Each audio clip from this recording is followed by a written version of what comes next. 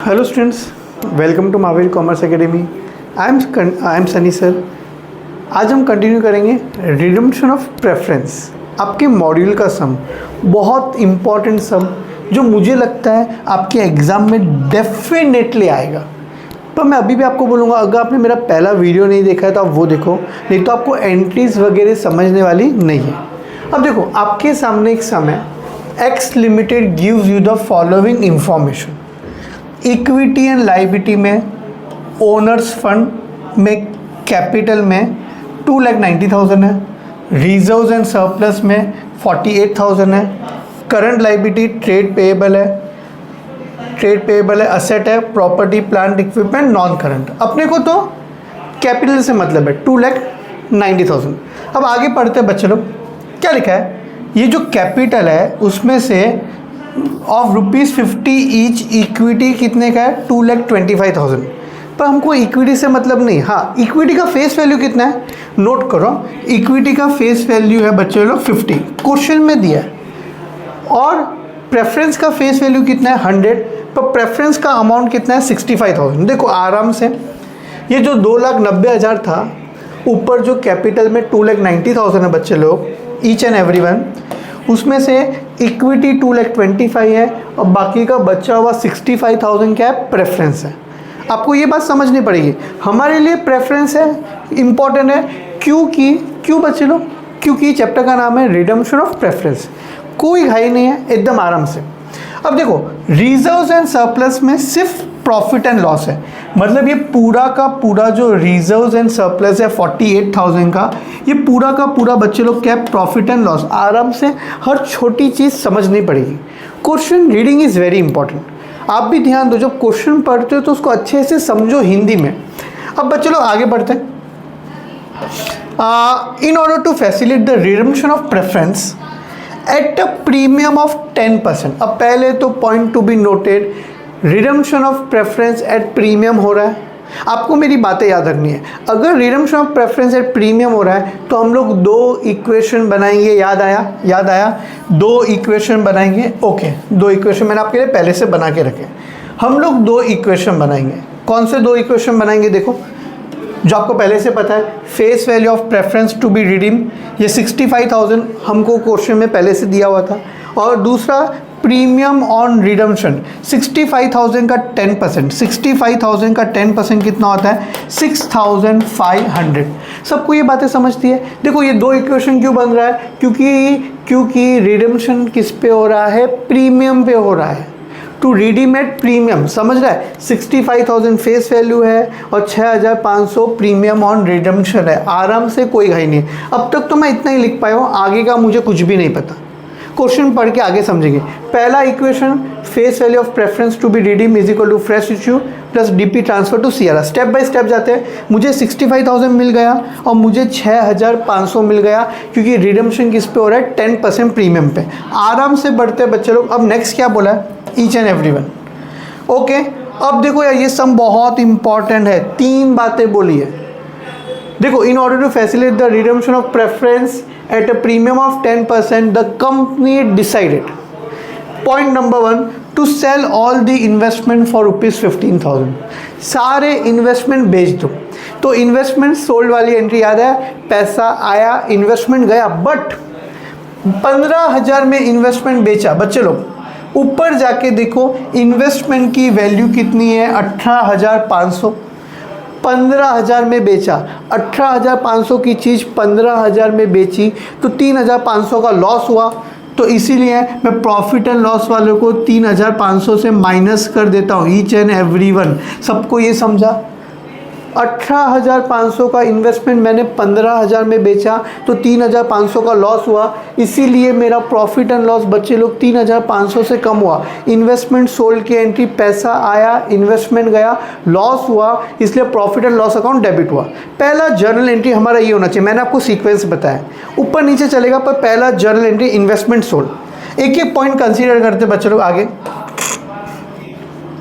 तो finance part of redemption from company funds, clearly बोल रहा है कि रिडम्पशन का पैसा कंपनी के फंड से आएगा, subject to leaving a bank balance of 12,000। तो ऊपर जाके बैंक बैलेंस कितना है 31,000। देखो वो खुद ही बोल रहा है कि रिडम्पशन का फाइनेंस कहाँ से आएगा, कंपनी के फंड से आएगा। इससे क्लियरली बोला, देखो पॉइंट नंबर 2, पहला बोलता है इन्वेस्टमेंट बेचा रिडम्पशन के लिए, फिर दूसरा बोलता है कि आप बैंक बैलेंस यूज़ करो पर बैंक बैलेंस में 12,000 छोड़ दो। तो 31,000 में से बच्चे लोग अगर 12,000 मैंने छोड़ दिया, मतलब 12,000 मैं यूज़ नहीं कर सकता हूँ, तो बचा कितना बच्चे लोग 19,000। देखो यहाँ पॉइंट समझो, पहले इन्वेस्टमेंट बेच के 15,000 आया बराबर, अब बैंक बैलेंस में कितना यूज़ कर पाऊंगा 19,000। तो इतना मुझे समझ रहा है 15 + 19 कहीं ना कहीं मेरे पास 34,000 पहले से है, आराम से, कोई घाई नहीं। अब सुनो point number C, to issue minimum equity of ₹50 each to raise the balance of funds required. मतलब इस सब में सबसे बड़ा मुद्दा ये है, नंबर ऑफ इक्विटी दिया नहीं है। तो सबसे पहला काम क्या करना है, आपको नंबर ऑफ इक्विटी फाइंड करना है। बच्चे लोग समझ रहे हैं क्या फाइंड करना है, नंबर ऑफ इक्विटी। ओके, तो हम लोग एक वर्किंग नोट बना रहे हैं। देखो calculation of number of equity shares. तो देखो अमाउंट पेएबल, सबसे पहले सोचो अमाउंट कितना पे करना है। हमको अमाउंट पेएबल पहले से पता है, देखो 65,000 + 6,500, कोई घाई नहीं है, आराम से 65,000 + 10% मतलब 6,500 कितना आ गया 71,500, कोई घाई नहीं है। ये वर्किंग नोट बहुत इंपॉर्टेंट है। अब सुनो बच्चे लोग, इन्वेस्टमेंट बेच के कितना मिला 15,000, इन्वेस्टमेंट बेच के कितना मिला 15,000, और मैं बैंक बैलेंस कितना यूज़ कर पाऊंगा 19,000 ईच एंड एवरी वन। समझ रहा है, बैंक बैलेंस में कितना यूज़ कर पाऊंगा 19,000, 71,500 में से इन्वेस्टमेंट बेच के 15,000 मिला। अब बैंक बैलेंस में 19,000 यूज़ कर पाऊंगा, मैंने आपको पहले ही बताया। तो अब बचा कितना 37,500, उसको डिवाइड बाय 50 किया इश्यू प्राइस बराबर, तो 37,000 डिवाइड बाय 50 किया तो मुझे 750 मिला। ये 750 क्या है, नंबर ऑफ इक्विटी शेयर्स। सबको समझता है बच्चे लोग, हाँ के ना, ईच एंड एवरी वन 750 क्या मिला। तो इस क्वेश्चन में सबसे बड़ा ट्विस्ट क्या था, मुझे नंबर ऑफ इक्विटी नहीं दिया, जो मुझे वर्किंग नोट करके मिलेगा 71,500 मुझे चाहिए था, उसमें से इन्वेस्टमेंट बेच के 15,000 मिला और बैंक बैलेंस 19,000 में यूज़ कर सकता हूँ। होप सबको मेरी बातें समझ रही हो। तो सबसे पहला टास्क आपका इस सब में ये था कि आपको नंबर ऑफ इक्विटी फाइंड करना है।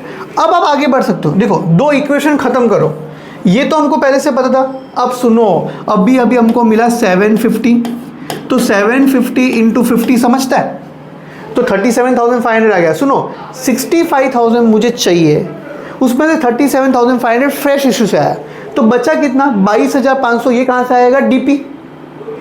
अब डीपी वगैरह ये सब फुल फॉर्म में पहले ही बता चुका हूँ। तो डीपी में अपने पास क्या है, सिर्फ प्रॉफिट एंड लॉस है, divisible profit. Reserves and surplus में बच्चे लोग हमारे पास सिर्फ प्रॉफिट एंड लॉस है। समझा, ये पहला इक्वेशन खत्म हुआ। सर 22,500 कैसे आया, 65,000 माइनस 37,500। पॉइंट नंबर 2, ये 6,500 डायरेक्टली कहाँ से आ जाएगा, डीपी से।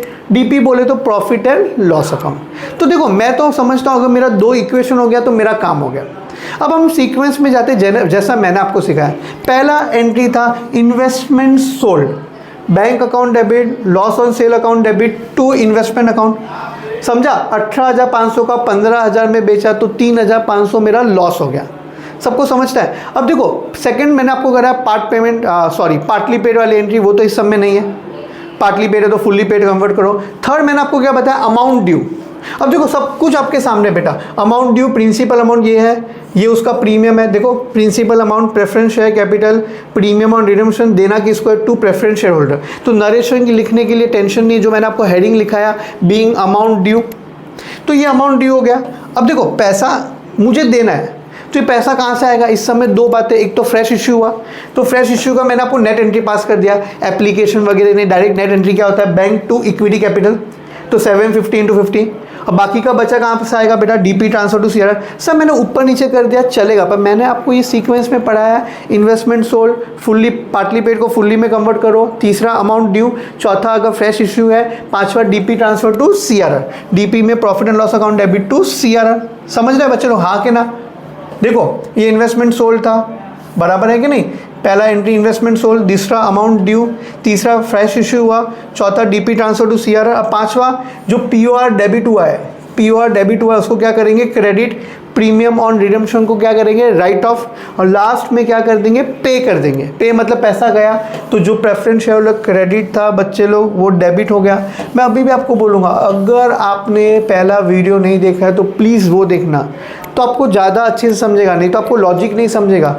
सबको समझा। इस सब में मेन फंडा ये था, थोड़ा अलग है, सब में हमको नंबर ऑफ इक्विटी शेयर्स नहीं दिए और कंपनी ने पहले से बोला इन्वेस्टमेंट बेचा हुआ पैसा भी यूज़ करो और कंपनी का बैंक बैलेंस भी यूज़ करो। तो सबसे पहला टास्क तो ये इंपॉर्टेंट था। होप्स आपको मेरी बातें समझी हो। Thank you very much.